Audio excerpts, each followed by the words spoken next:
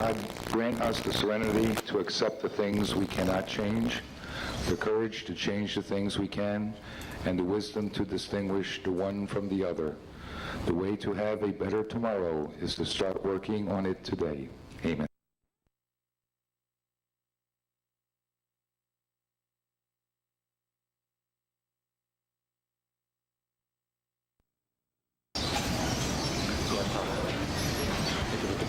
The flares over here.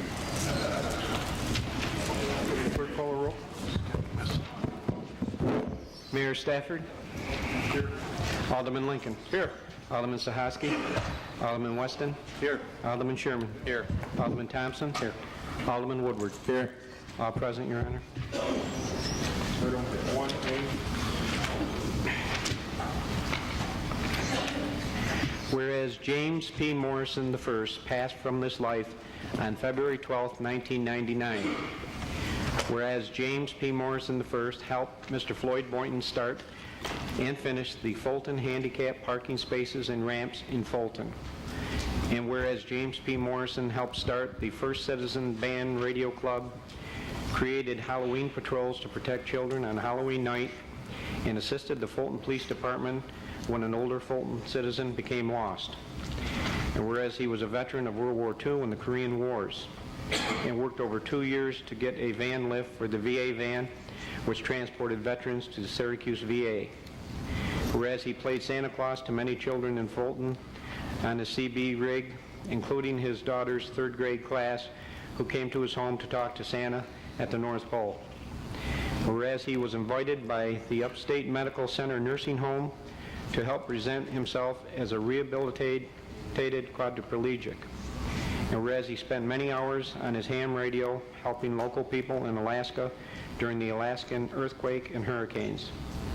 Whereas he always managed to find fishing gear for local children who wanted to fish but had no gear.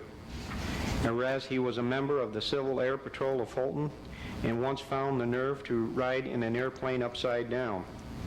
Whereas he dedicated his life assisting fellow members of the Eastern Paralyzed Veterans Association, teaching them to drink without a straw. Whereas when Jim brought a replacement van, he donated his old van to a local woman who could not walk. Whereas Raleigh Beach was his personal park to protect, where he and his faithful dog Lucky fed the ducks and wild geese. Whereas he adopted many dogs and cats that people discarded to the elements, and he took them in, fed them, and gave them shelter.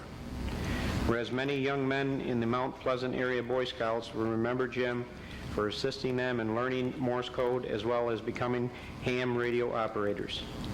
Whereas James P. Morrison I, although a prisoner of life for 45 years, never admitted there was anything he couldn't overcome or do. And whereas the mayor, members of the Common Council, and all of the citizens of the city of Fulton take a deep and personal loss of this man who dedicated his life so others felt safe and secure in our community. And be it further resolved that this resolution of respect for James P. Morrison I be spread upon the official minutes of this Common Council meeting of March 2nd, 1999, and hereby directs the city clerk to send a certified copy of this resolution to the immediate family of the late James P. Morrison I. Do I hear a motion? I'd like to offer that. I'll second it. All in favor? Aye. Aye. Opposed? Motion unanimously carried.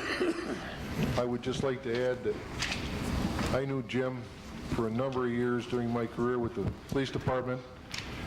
He was extremely helpful to the department on a number of occasions, and you couldn't find a more caring individual.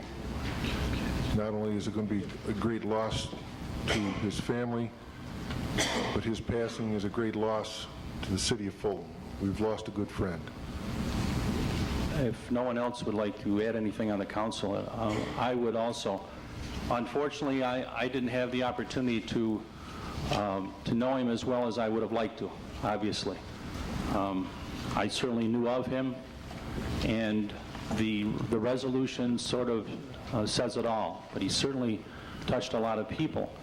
And I especially want to thank Patrolman Kurt Brown, who had many wonderful things to say about him.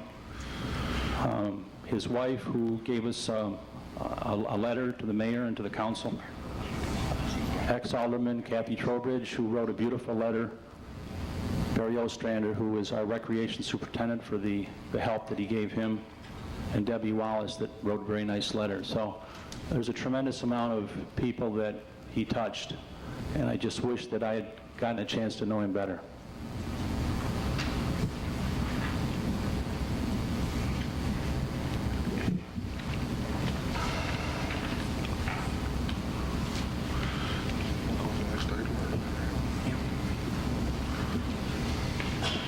Resolved that the minutes of the Common Council meeting of February 9th, 1999 are hereby approved. Motion? I'll offer that. Second. All in favor?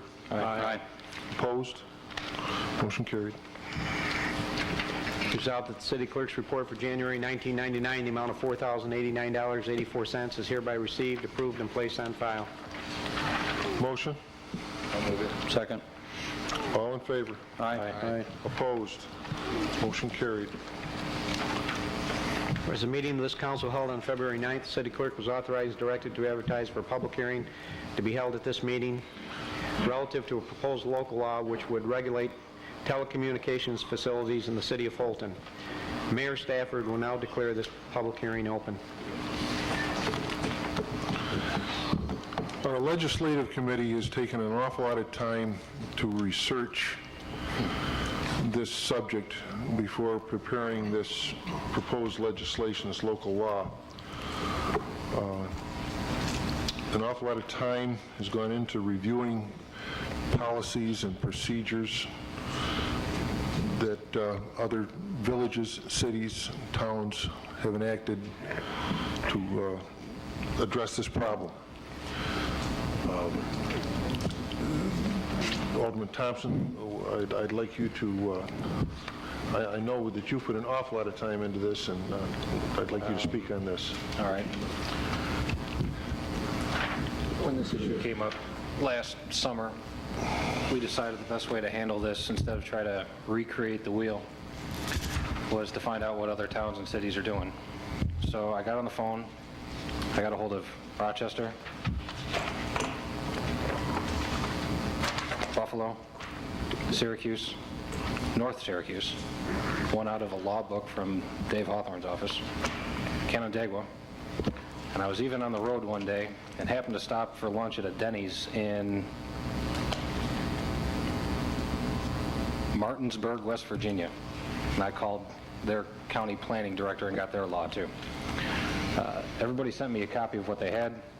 They ranged from about 2 pages to about 40.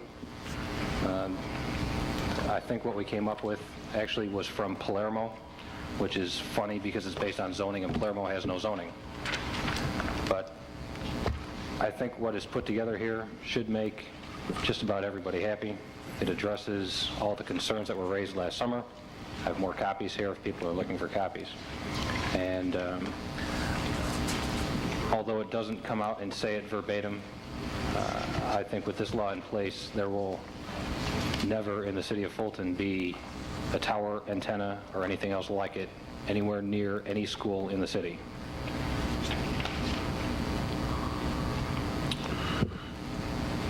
Thank you. Anyone else on the council care to speak at this time? Yeah, Your Honor, that was, Harlan and I talked about this a little bit, but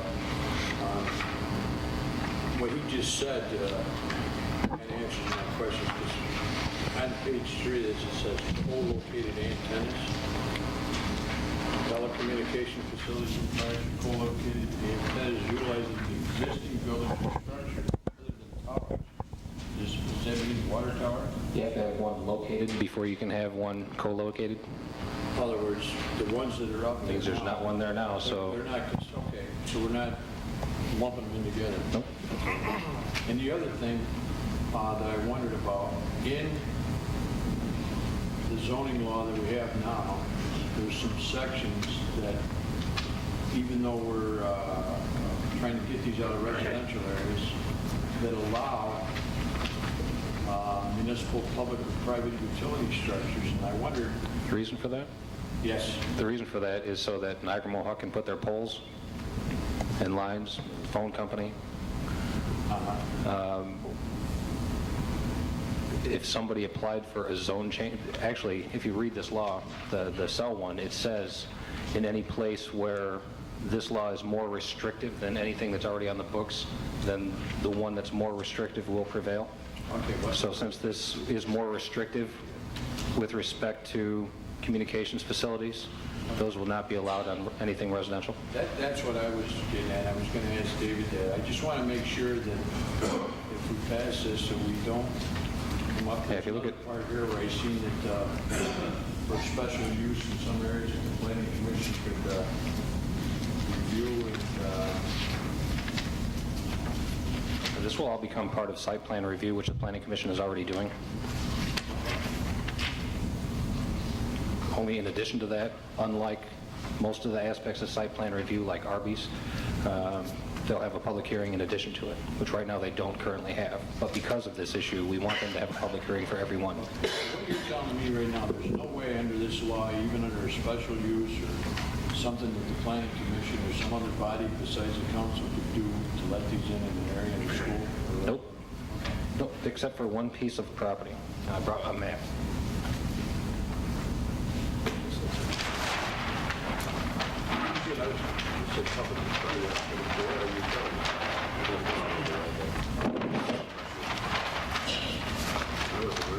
Zoning map of the city. If you look at every school, they're surrounded by R1A, or R2, or R1, or R3, except this one piece right here, which is Brett's Automotive right next to the junior high.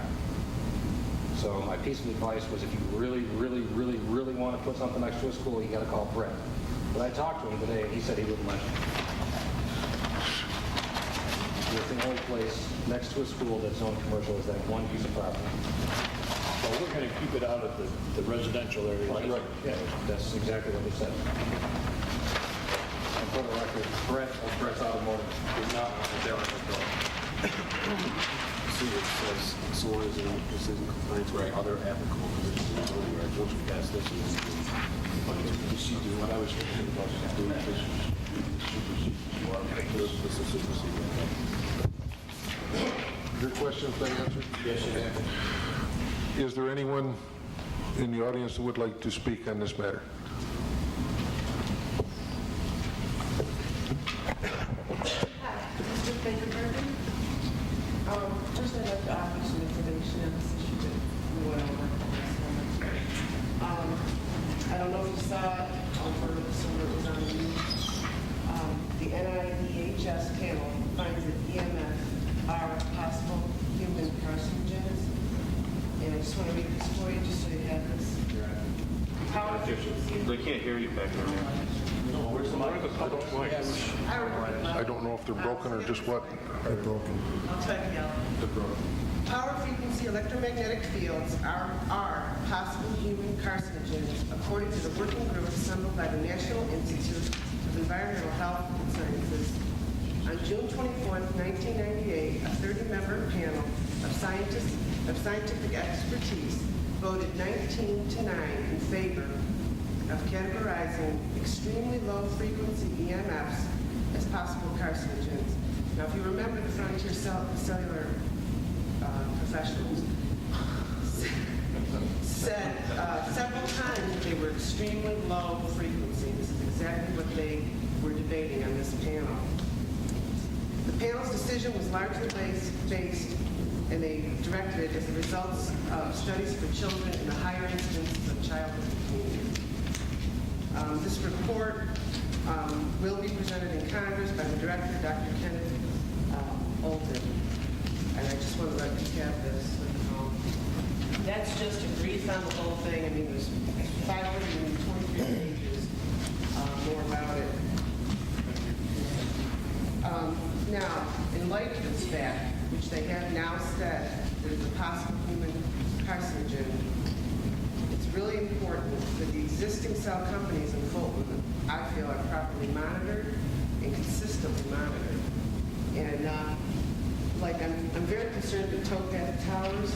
I know there's 7 or 8 antenna up there. I would like to see or ask the question, if there's any way we can have a regulation plan on this, how much is too much, how much should be up there. When I spoke to Dr. Becker last summer, what he said to me when I asked him about the 3 antenna that were going to go up on the tower, he said to me, the initial 3 antenna is bad. But he said, so that's not the worst of it. The worst of it is what they do after. How many more they add, how much higher power they go to. So my concern is, do we have a plan, or could we put together a plan of regulating, monitoring, and this kind of questioning? And also, they say, or Frontier had said, that they are monitored by the government. Well, I would like to see us have a certain kind of monitoring for these companies. I don't want them left on their own or telling us that they're okay. I'd rather we be able to say that we think it's okay, for our city. Also, the new zoning regulations that we're speaking of tonight, I understand that they will stand now. I'm a little concerned about standing in the future with any changes in the council. I'd like to know that I don't have to do this fight again. Any law can be reversed. I mean, we could say that cars are illegal if you want, but Several years there's no... ago, I went through the same battle over in the Granby School District, and here we are over in the Fairgrass School District. So it could happen. I mean, Yeah. never say never. Because it's a change to local law, there would have to be a public hearing, and it'd have to be done the same way. Okay, and also the only other thing I have about that was in the zoning literature was that the school, if someone comes, if a company comes, and they probably will, that in that area, I spoke to you, Harley, the schools or the parents or the residents are directly contacted, not just a public notice, because it's so easy to miss in papers or news. People are busy. And for instance, like you said, it won't come around the school, but if it comes within a business that does have residents around, that they can directly contact the zoning agent so that they don't miss it, so they have the opportunity to say something. I believe that if something is currently zoned residential, and I told you this on the phone today, if something is currently zoned residential, in order to get something there, they're going to have to go through a zone change to become commercial. And I believe part of the ZBA process on a zone change is to inform, I believe in writing, the residents of the adjacent properties. So that... But that's within a certain amount of feet from what they're going to do in a specific area. Well, how far should be practical? I mean, I don't think Well, it's that's practical to go something I don't within know right off the top a of my square head. mile around a piece of property. I mean, do you know what I mean? Well, I'm not sure. You'd Yeah, have to that's- ask Steve Lund on how they go about sending out letters to inform people about different things going on that might affect the neighborhood. Well, I think, and I thank you for your work on this. I'd just like to point out that with this new report that did come out in June, Frontier or any company is busy going to say that they think it's okay, if there is doubt, it's not so bad, and they are finding it, and it isn't going to, in my opinion, get better. And I just hope we have a very eagle eye on what they want to do when they come or anybody else who does this. And I thank you very much. So you feel comfortable with what the committee did in putting together a process as to how they go about putting antennas in place? You feel comfortable with what? I read it over. I feel comfortable about it. I did talk to Mr. Thompson. To the best of my ability. The only thing I worry about is these companies are going to look for loopholes. I hope, that we are fully covered. And any direct contact will give us the opportunity to come in and speak again. Okay. Thank you. Is there anyone else who cares to speak on this? Kathy Trowbridge, 5 Rochester Street. I want to say I do appreciate the council putting a law. I think there's nothing more dangerous than not having a law.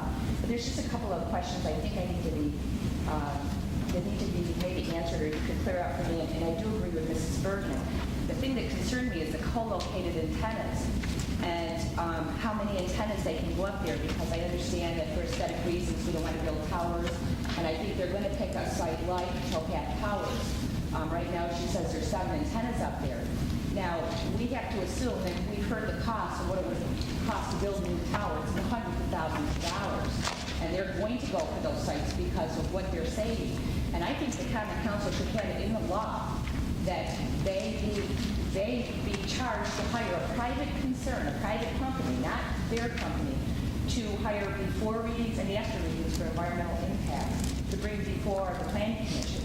I think that's going to be a monitoring device. Our government has taken away the right for us to come as a community and fight on health risks. And we know that's the only concern that people have. We don't have, it's not as much concern as how they look. It's how it might make us feel, how it might affect our children. And I think that we can demand, because of the money they're saving alone is a good reason to fight, that they should have a private concern hired to take these readings, and that we have to begin to hire some experts to give us some kind of range that we feel as a community is safe. We have to make that judgment for ourselves because there isn't anything on the books right now. And I would ask that has strong consideration, because I think that is something that will really protect this community and will help the planning commission because they have a tough job. I also would like to know, Carly, could you tell me what zone Water Tower Hill is zoned as? R3. Is it R3? Yes. Thank you. I'd like to clarify something too, because that's twice I've heard it. There are 3 antennas on top of Towpath Towers. The other 4 are television. There's the 3 companies are OmniPoint, Nation Page, and Mobile Data. And the 3rd one just went up about a year ago. Well, we can still, I mean, pretty soon it's going to be cellular phones are going to be the thing to use. They're a lot cheaper than our home phones pretty soon, you know? And I think this is going to become much more popular. And I think that that's a reasonable request when we're saving them thousands of dollars to ask for an independent study. And I think that's the most important point that I can make, an independent study. But can we put that requirement in at this time without knowing what the study, what parameters are going to be acceptable? Well, that's a difficult thing because our government won't say what is good or what is bad. And I think I would ask Mr. Hawthorne to look into that. There's got to be some kind of range. If we put 25 towers up, 25 antennas on top of the tower, how are we going to help the planning commission make a decision? How can they limit the number if we don't set some kind of a standard? So I would just ask our attorney. I can answer that now, and you're not going to like it, but as you indicated, the federal government has preempted us for health, says that you cannot regulate them on health reasons. And if you're saying we want to be able to set our own standards as to how much output based on the amount of antennas on a particular tower we want to tolerate, the federal government says you can't do that. That we're essentially held hostage because they could put Say that the only thing we can really say is we don't want to look at more than 3, because we think looking at more than 3 is up. I think Archie's back there shaking nodding his head. I think the planning is going to take a serious hard look when they start seeing a tower that's got 3 or 4 antennas. They may say that looks good. That looks like enough. We really don't need buildings that look like porcupines. Oh, no, I mean, they're not even noticeable. Most people don't even see them on top of Towpath Towers, but, to be honest. So I'm afraid they're going to get into a bind where the other attorney, and you know how they are with loopholes, the other attorney's going to come and say, it don't look that bad to me. There's no one that you don't.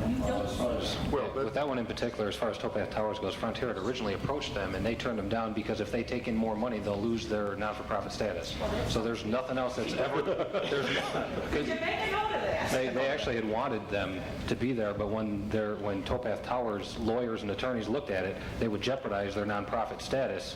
So there's nothing that's ever going to go on top of Towpath Towers again either if it's for money. Well, this comes to but my frustration for the people or for our community is we really can't regulate it. They can put them on a tower and they can put 30. But due to the federal regulations, we have a better leg to stand on if we argue the aesthetics than we try to argue something that the government has already said isn't there. So that's what we have to address. And if we say, we just don't like the look of more than 3 there, that's the way we're going to have to address it. I think we have a better chance of winning that in court than... Well, this is better. I appreciate this is better than having no law that really opens us up. I do appreciate that you took the time. I just want to forget. Jack, do they have something in the schools or something that they can test for this stuff?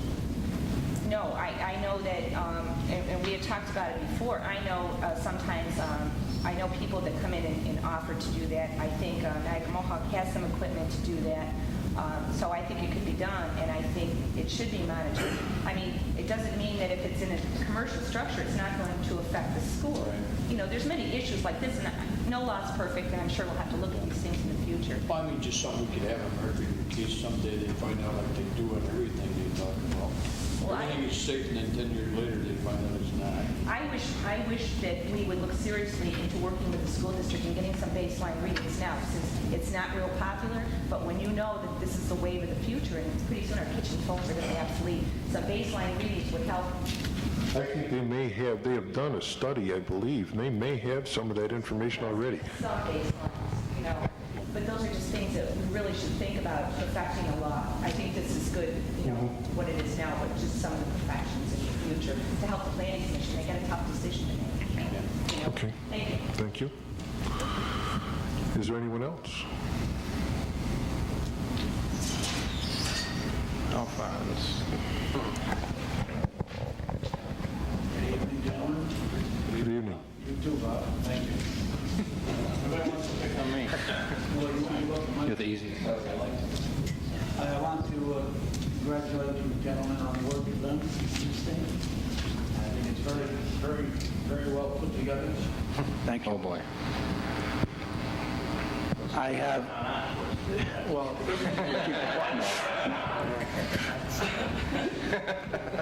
Mr. Thompson was quoted in a local paper as saying, presently we're safe, but we don't know what might happen down the road with another council or government or whatever. To those words, paraphrased. Okay. I want us to remember, even though the federal government tells us that we can't complain about health reasons, only cosmetic reasons, in my mind and in the mind of the people, health does come first in spite of Big Brother. And I was here a few months ago talking about all those safe things they told us about, microwave and x-rays and asbestos, overhead wiring. All those things were supposed to be safe. We found out they're not. And 6 months ago, we were howling about cellular was not safe.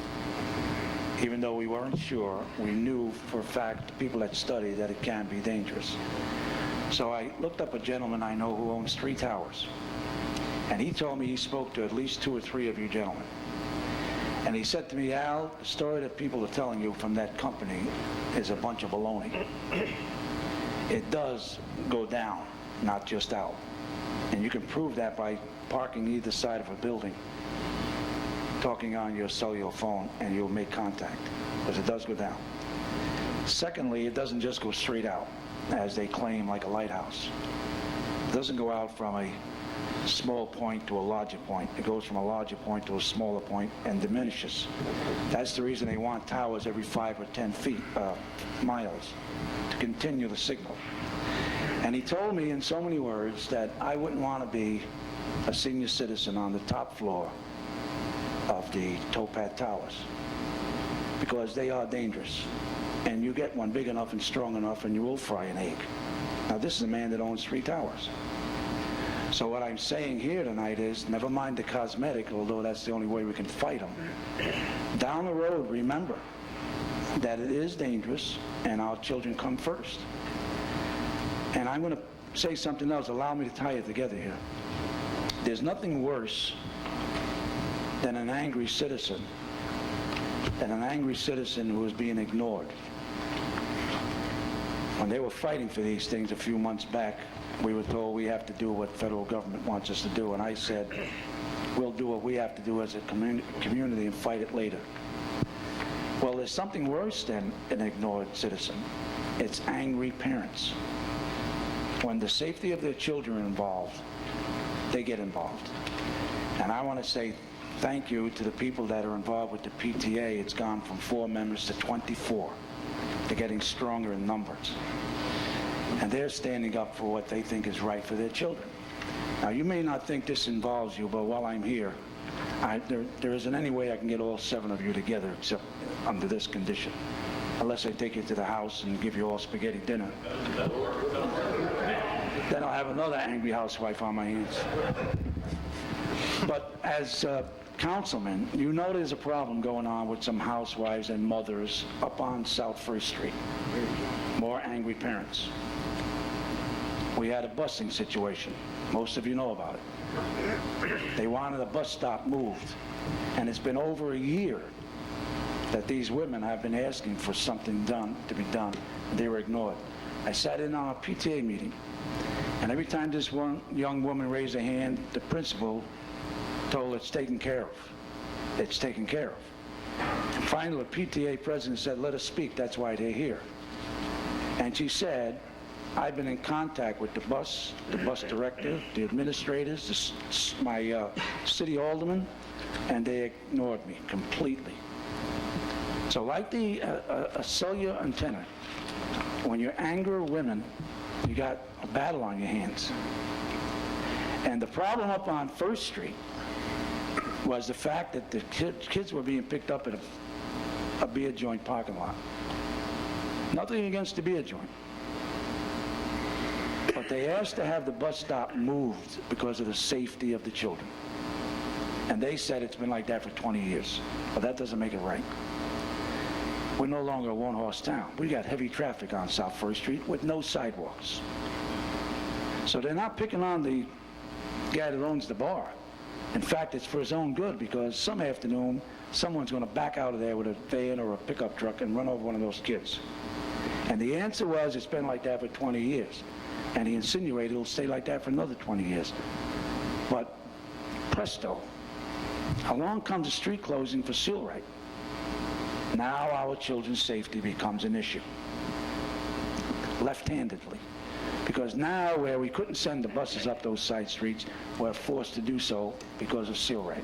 And I resent the fact that because the bottom dollar came into view, now we think about our children's safety? No. So what I'm recommending right now, like I did with the antenna business, and I'm doing with the school bus stops, don't anger the citizen, and don't anger the mother who's concerned about the safety of their children. And future councilmen should think about changing that law in any way because of the bottom line, which is the almighty dollar, or any other political reason. Safety of the children and the citizens of the city should come first. So I thank you for what you put together. I think you did a very good job, and I hope that we stick to it. Don't change it in any way. And don't get any more angry housewives up your neck. I've been around a few of them the last couple of weeks, and I don't want to do it again. Thank you. Thank you. Does anyone else care to speak on this?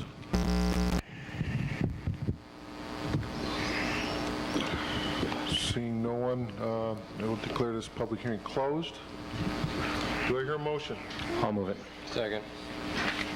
All in favor? Aye. Aye. Opposed? Motion carried. Next item. Whereas the meeting the council held on February 9th, the city clerk was authorized and directed to advertise for a public hearing at this meeting to March 2nd relative to a proposed local law which would increase the maximum veterans exemption allowable pursuant to Section 458A of the real property tax law. Mayor Stafford will declare this public hearing open. Before we entertain any questions on this, I would like Diane Moore, the assessor, to just give us some information on just what this includes. I have some brochures on the veterans exemption if anybody's interested.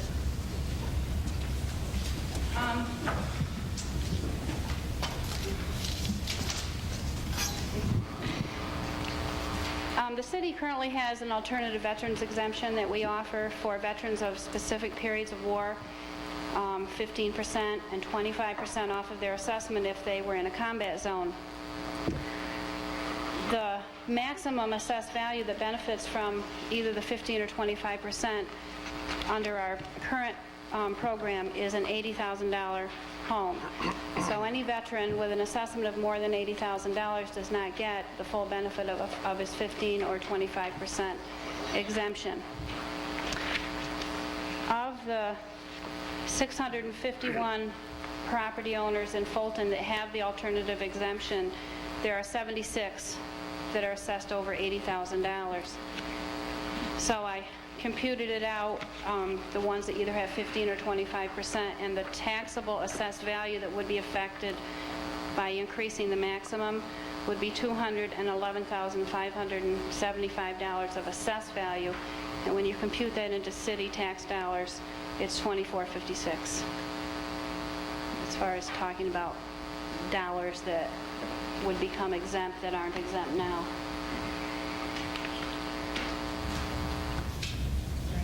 Be 2,456. Right.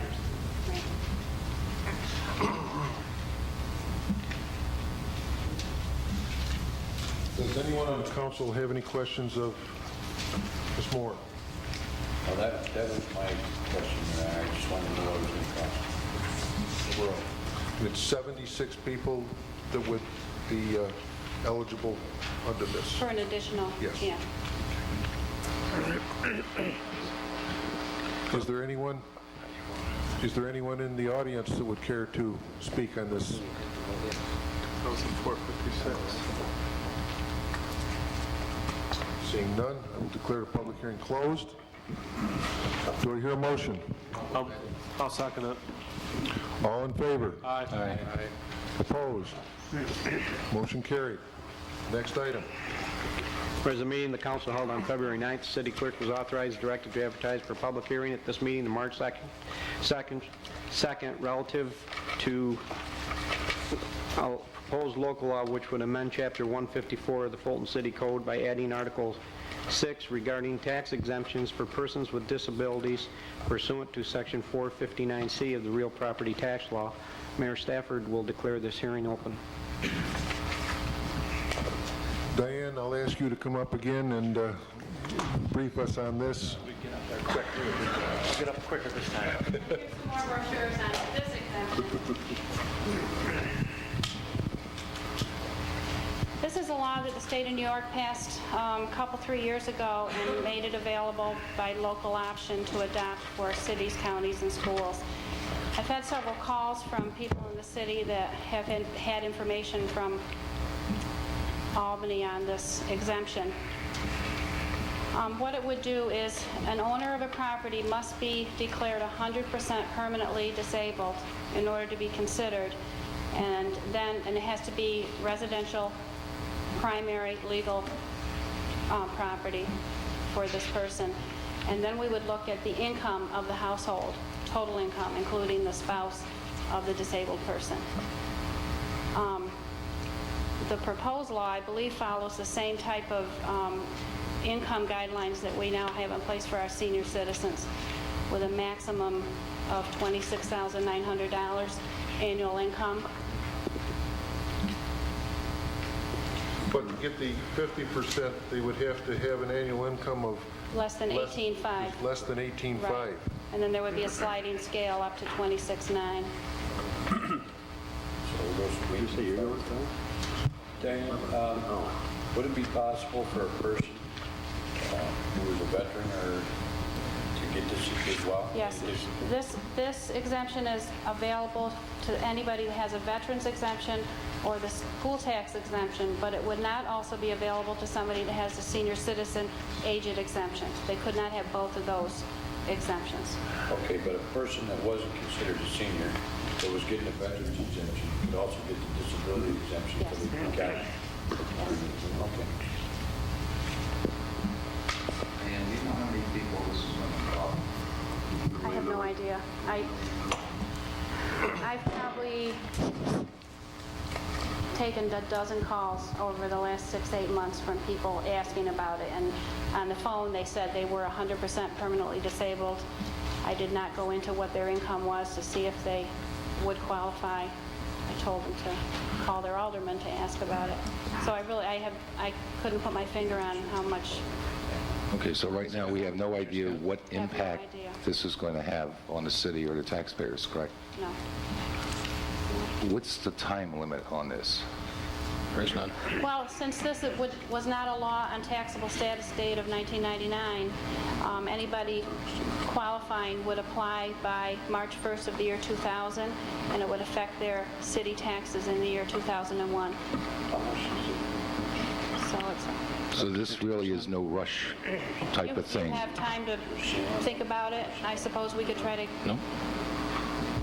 do a survey of the wards and see who's out there that's might qualify. I think what Ed is asking, he just wants to see the dollars and cents before we go ahead and do this. I don't think any of us have any problem with doing this at all. We just want to see the numbers before we go ahead and do it.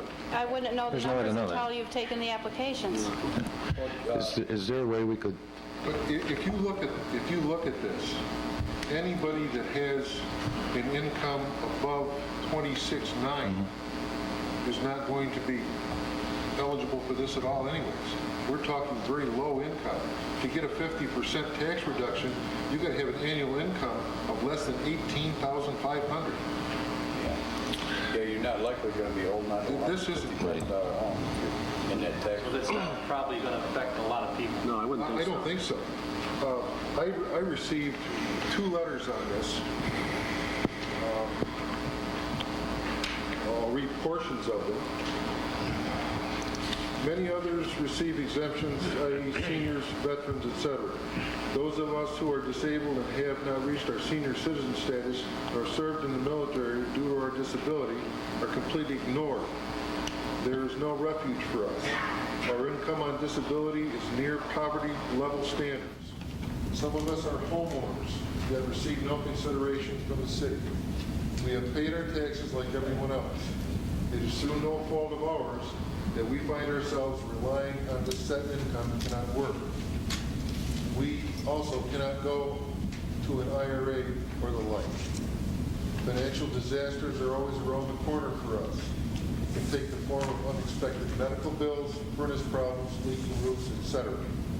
We need your help, and we need it now. Please realize that we take a degree of pride in doing for ourselves. Turning to local government agencies that have strings attached is not something that is desirable. We guard our privacy vigorously. Bearing our soul to everybody is very distasteful. Coming to you is an example. However, others who are more fortunate than we have approached the city for exemptions. Therefore, we should have the right to also address this partial tax exemption as well. I encourage you to vote for this legislation. It will assist a very small portion of the city of Fulton, but will be very helpful. The second one said, I will not benefit from this legislation. I feel it is a moral obligation to assist those who are prevented from full-time employment due to disabilities over which they have no control. At best, some live with Social Security as their only source of income. It is grossly unfair for the city to burden these people to carry the full share of their taxes when we seem to have exemptions for a variety of others. While I will not be able to attend the meeting, I strongly encourage you to vote in favor of passing this legislation. Thank you for your consideration. So those are the only 2 letters that I received in regards to this. Do they have to be 100% disabled? Yes, 100% permanent. Perfect, disabled.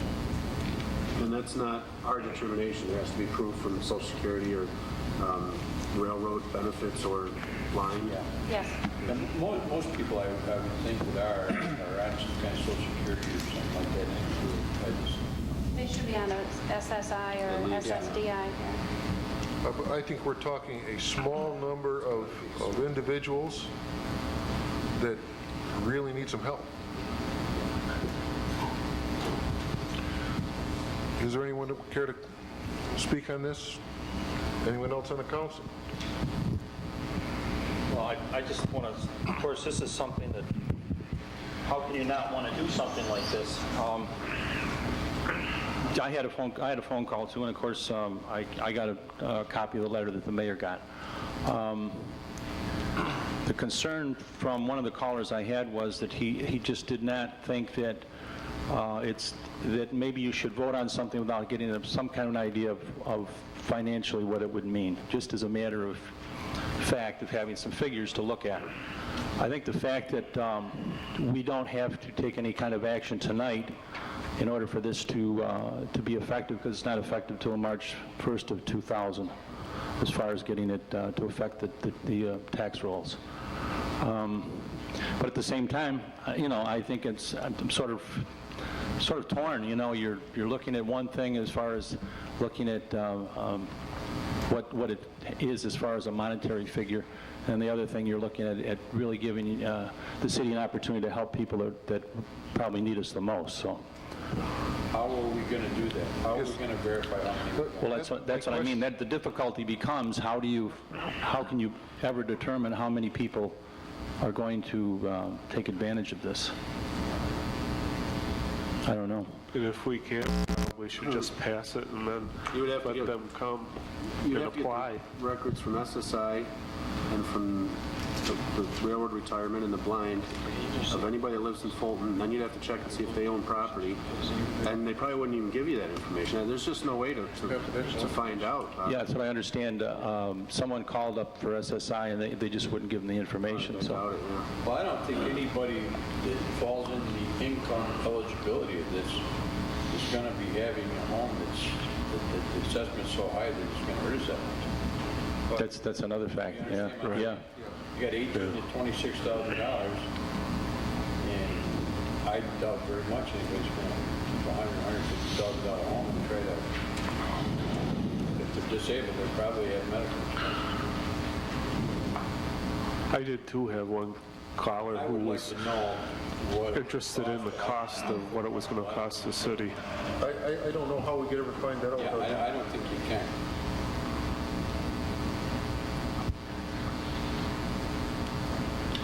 Well, if we can't do that, then I'll offer the resolution. Well, I will close the public hearing. Okay. Now I will entertain that motion. Okay, I'll move it. I'll second. We have a motion and a second. All in favor? Aye. Aye. Opposed? Motion carried. Next item. Whereas by memo dated February 5th from Commissioner Graham, City Clerk, advise the Clerk of expenditures of city funds, materials, labor, and equipment for trash removal, 280 North Edwards, at the property owned by Charles E. Lackner of 280 North Edwards Ave, Syracuse, New York. There is hereby levied against the premises described above special assessment as specified. Said assessment to be effective immediately, and the amount of assessment plus interest, 24%, shall be added to the 2000 City of Fulton tax bill if not paid prior to December 15th, 1999. Property 62 West First Street. That's yours. Yeah, well, we do that. Yeah, we can't assess it against this didn't have the properties. You just said what it was. Mainly just we got a tax number, yeah. Is that our tax number on there? Yeah, move it. Yes. I have a motion. Motion. Do we have a second? Second. All in favor? Aye. Opposed? Motion carried. Next item. Resolved that the city clerk is authorized and directed to advertise to receive sealed bids on it in his office on or before March 23rd up to 4 p.m. to be publicly open at 4:15 p.m. in the common council chambers relative for furnishing the City of Fulton Sanitation Department with one new and unused jet vac truck in accordance with specifications prepared by the City of Fulton Engineering Department. Do I hear a motion? I'll second it. Second. All in favor? Aye. Opposed? Motion carried. Next item. Okay. What do you want to hold the hearing? I didn't put the date of the hearing on this. Wait till the 16th or on Everett Street, or do you want to wait till April 16th? 16th, fine. Okay. Resolved, the city clerk be authorized and directed to advertise for a public hearing to be held on March 16th, 7 p.m. in the council chambers to to consider the possible discontinuance of Everett Street in accordance with General City Law, subsection 20, Part 7. I'll move it. I'll second it. All in favor? Aye. Opposed? Motion carried. Resolved that the reappointment by Mayor Stafford of Ann Carnelli to the Fulton Planning Commission effective immediately and to expire February 4th, 2002 is hereby approved. I'll move that. Second. All in favor? Aye. Opposed? Motion carried. Next item. Resolved that the appointment by Mayor Stafford and Nancy Cavalier to the Fulton Planning Commission to fill the expired term of Gene Heward effective immediately and to expire February 14th, 2002 is hereby approved. I'll move it. I'll second it. All in favor? Aye. Opposed? Motion carried. Next item. Resolved that the following claims are referred to our city attorney. Letter of claim submitted by Mr. Michael Shrimp for property damage alleged to have occurred on August 24th, 1998, when the sewer drain became clogged, causing damage to his personal property. Second? Second. All in favor? Aye. Opposed? Motion carried. Next item. Resolved the city clerk be authorized and directed to advertise for a public auction to be held on Tuesday, April 6th at 7 p.m. for the purpose of selling any rights, title, or interest of the city of Fulton to the following described properties: 200 Hannibal Street, Fulton, New York; 212 West 1st Street, Fulton, New York. Be it further resolved that said advertisement be published in the official city newspaper for 3 weeks in accordance with the Fulton City Code. Be it further resolved the council reserves the right to reject any and all bids and shall not be valid until it is approved by 3/4 majority of the common council and also the mayor. Be it further resolved that the city makes no representations as to any of the properties offered for sale herein as to their compliance or non-compliance with any city, county, state, or federal codes, rules, regulations, and/or ordinances. Said responsibility shall be incumbent upon the bidder to make sure that the property is correctly zoned for his or her particular intended purpose for said property. Be it further resolved that the successful bidder deposit 10% down with the city clerk at said auction with the balance in full due 30 days after said auction. It's 212 West 1st, that's the one next to Dowd's? Yes. Also, when was that? That's going to be? The 6th, April 6th. The auction will be April 6th. Do we hear a motion? I'll move it. I'll second it.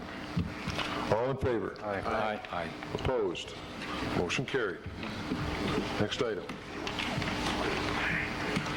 It's a bond resolution authorizing the issuance of $184,000 to pay the cost of the purchase of a snowplow for the city. I'll move that. Second? Second. Second. All in favor? Aye. Opposed? Opposed. Motion carried.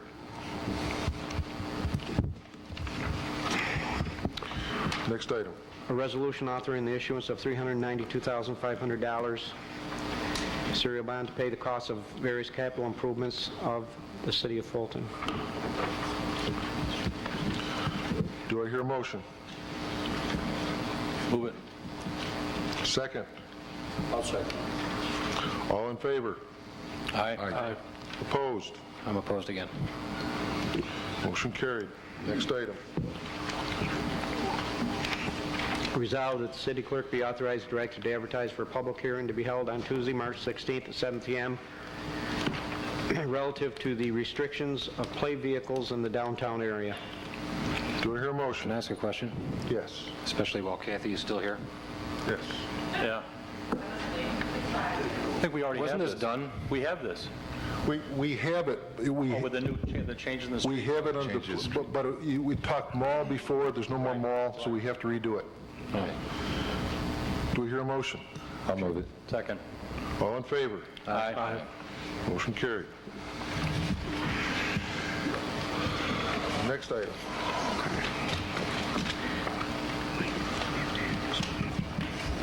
Yes, yes. Resolved that Chapter 165, subsection 165-55, Schedule 11 of the Vehicle and Traffic Ordinance of the City of Fulton entitled Lane Restriction be amended by deleting the entire section and replacing it with the following.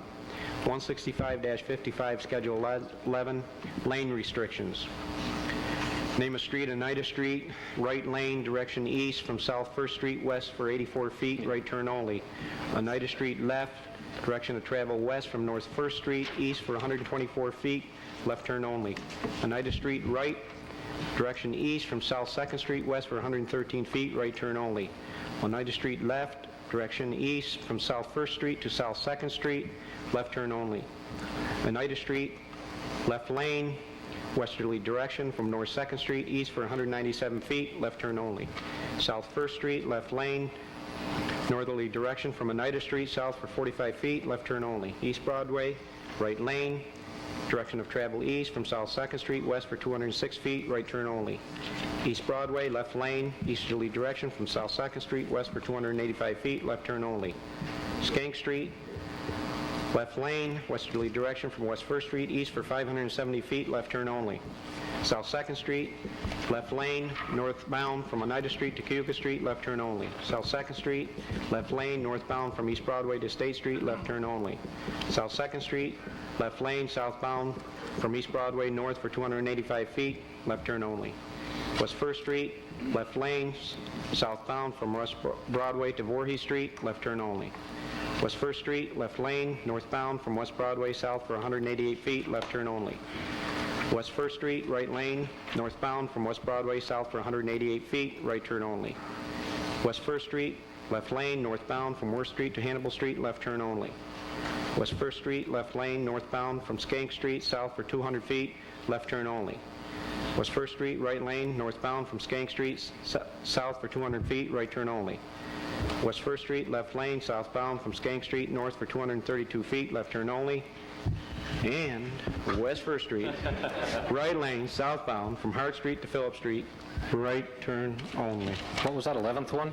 I wondered about the third one. I couldn't remember. Want me to go back and do them all again? Could you? Sure. Could you? Can you repeat that? I thought so. So you can just go left, right, left, right, left. Okay. Do I hear a motion? I'll move it. Second. All in favor? Aye. Opposed? Motion carried. We have one more item to add to the agenda. Your Honor, I asked to have that put on, and I'd like... No, we have one more before that. Oh, okay. Yep.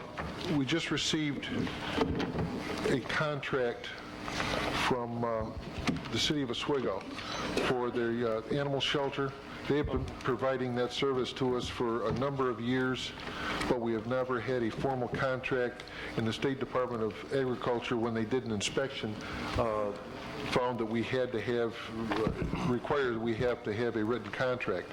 So they have provided us with one with the cost the same as it has been, just formalizing that. So we need to put that in formal resolution.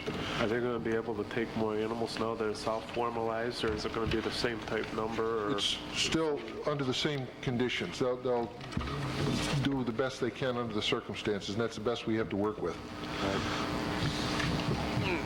Be it resolved that the mayor be and hereby is authorized to execute the proposed contract with the city of Oswego for animal shelter services at rates specifically set forth in said contract. I'll move it. Do I hear a second? I'll second. All in favor? Aye. Opposed? Motion carried. Now, to the discussion. Your Honor, I asked to have this put on the agenda tonight, and I'd like Tom Kenyon to get up and explain what he feels his concerns are about the dog situation. Well, I don't know if you people see the dogs around town lately, but they're going across the bridge, they're going up to the cemetery, they're over in the parks, you know, they're just letting the dogs go all over the place. So I think you ought to put some, you know, there's something on the book, but I think you just ought to put it. You know, I don't know what you can do. You gotta, Since the first of the year, we have not had a dog control officer. He retired at the end of the year. All right. What we are doing at this point in time, we have changed that job description from dog control officer to animal control officer, and one of the new changes is that person will also be taking care of some of the nuisance trapping that we have had to do and have had to hire out in the city. We are going to interview the candidates for that position Thursday afternoon. So we should have a new animal control officer in the very near future, and then we can really start enforcing this. Well, I would, because they go right across the bridge, Mike, and they, or downtown, or in the parks. So I don't think the kids have to play around with that stuff all the time. Is the key word go? Is the key word go? I guess. Go, yeah. Stop. There you go.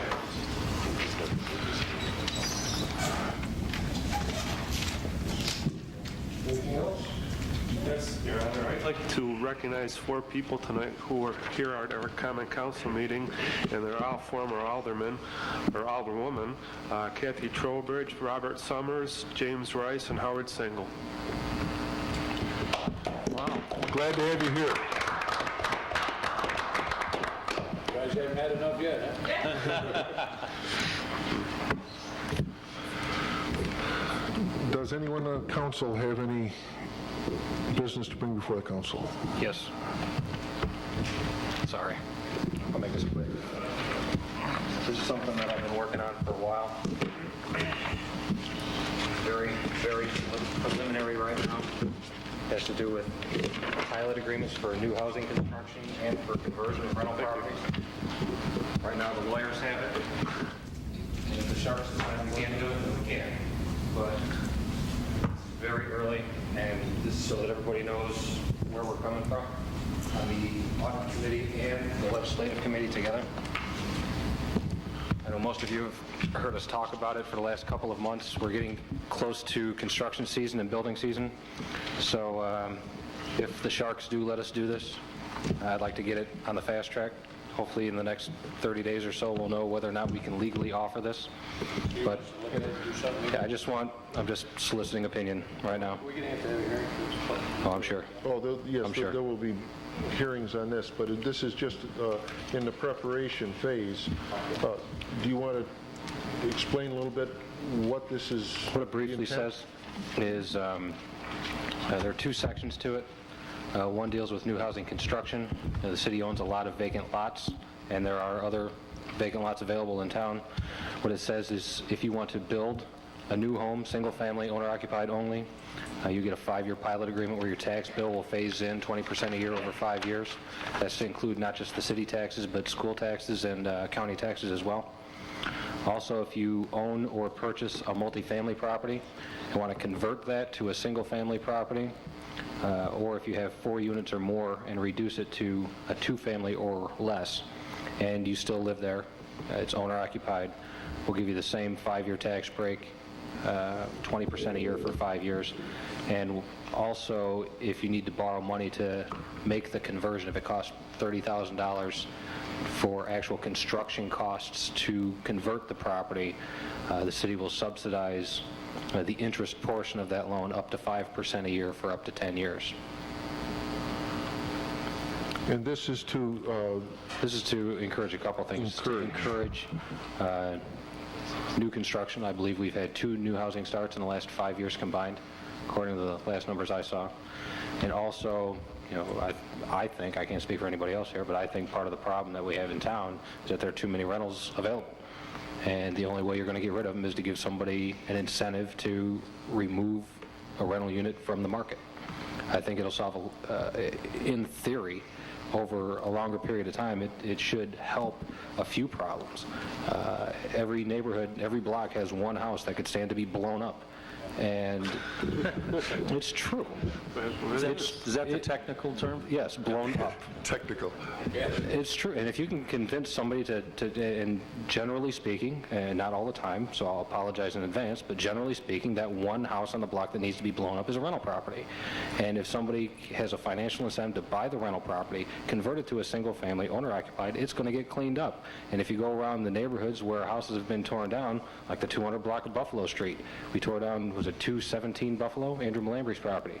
And suddenly, everybody else cleaned up the rest of their houses on that block. Everybody else takes a little bit more pride in their neighborhood knowing that that one eyesore is gone. And when we had the nuisance abatement ordinance, there were landlords here who felt that, you know, they're stuck with their properties, they have to be in the business and they don't want to be. This will allow them help allow them out of that business. We will give somebody an incentive to get them out of that business. The people who choose to remain landlords should also benefit, because law of supply and demand says with a lot less supply and a lot more demand, they can charge a little bit more for rent. That will help them, obviously, and maybe they can be a little bit more selective with their clientele. I think it's win, win, win, win, win all the way around, but it's not going to happen overnight. We would be naive to think that 50 people are going to go out and build houses this year, because I don't think it's going to happen. Well, I don't think 50 people are going to convert rental properties this year. But if you get 2 or 3 a year for 10 years, it works out to quite a bit. And I think in the big picture, it can only help. Thank you. Is there anyone else? Yeah, Your Honor, I have one thing. I had a couple of different people call me, plus I had a person in my ward on the agenda tonight with a claim back when we had that storm in August. One thing that they're concerned about is everybody gets denied a water claim, you know what I'm saying? That's just how the insurance company does it, but they kind of like to know why. And if they actually go out there and look at the problem, you know, I had a lady call me then and say, how do they know it wasn't a problem from the city or from the drainage? Nobody come out, nobody looked at it. And the insurance company at the time, I think was one that we don't have now, Joe. We swapped. We have a new one? Yeah. Do these guys go out and look at these, or is it a blanket no? Or? My guess would be, and I can't speak for them, but from a cost-benefit analysis, they probably do a blanket denial, and if, you know, 1 or 10 or 15% sue, and then they'll get involved to determine whether it was our fault, or if it was nature's fault, they're not going to pay them anyway. I would think that's the way they operate. I can't say it's Okay, well, that's what they usually do. It's just pretty tough when someone doesn't have even an explanation. Well, I know. No, we're not paying. Unfortunately, once we turn over the insurance company, we don't really have a lot to say about it. Well, we're paying the insurance company. I mean, isn't there any a way that they could contact them and ask them? Well, with the new insurance company, I think now is the time to, we can try to do that. What do we do with these people that got stuck with the old one and got questions and can't get them answered? I don't want to push the profession, but frankly, if they had significant damages, they should talk to a lawyer. Okay. Thanks, Your Honor. You're not trying to, you can't do that. No, not me, no. No, I know. It's hardly Sharks. I don't want them to. Sharks? You want me to Yeah. call you? No, they can't call me. They can. The politically correct term is Sharks. Is there anyone in the audience that has any business to bring forward before the council? Mr. Scuteri. Yes. Who will be doing the financing of converting mountains back to single? The bank. CDA? No, the bank. I do not want to run this through CDA for several reasons. No. If you want to, Can't run it through CDA. we could run it through CDA. I do not want to for several reasons, and I'll be glad to tell you afterwards. Some local banks that come up with about 3% interest on. Well, the original thought, to be honest with you, the original thought was to make the loans interest-free. I found out, even though I'm in the investment banking business, it's a lot different than the banking business. And they have this thing called Regulation Z, which says they cannot discriminate based on who they lend to. And they have to treat everybody equally, and that includes the rate that is offered. Because the proposal that I had for Marine Midland, City Savings, County Savings, and Fulton Savings so far was, if the city is willing to pay the interest on an annual basis, would you be able to work with the city and give us a little bit better deal? If you're offering 8% on a construction loan, would you charge the city 4%, and we'll pick that up? And some said yes, some said no, and some said maybe. Because of the disparate answers from each lending institution, each bank has their own different programs, I felt that the best way would be to just offer a certain rate amount for a certain period of time, and the banks that are willing to work with somebody, you still have to qualify through the bank's qualification process, but if the bank is willing to give you a little bit better deal, then you can get it for 0. If one bank is going to charge 8 and another bank is going to charge 5, and the city's willing to pay 5, chances are you're going to go to the bank that charges 5. So We should keep an eye on the city of New York. They're doing all this. And they're going less and less to the pork barrel, which we're all put money into. I'd like to get rid of some of those agencies and do it as an individual city. we've looked at a lot of things from Milwaukee in particular. Fortunately, our city administrator, executive in charge of whatever, is recently relocated here from Milwaukee, and I've got a stack about this thick from that city alone. I know you do too. He left that voluntarily. Yeah, I know. I know. I used to be about 90 miles south of there, so I know what it's like. Is there anyone else? Seeing no one, I will entertain a motion to adjourn. Move to adjourn. Second.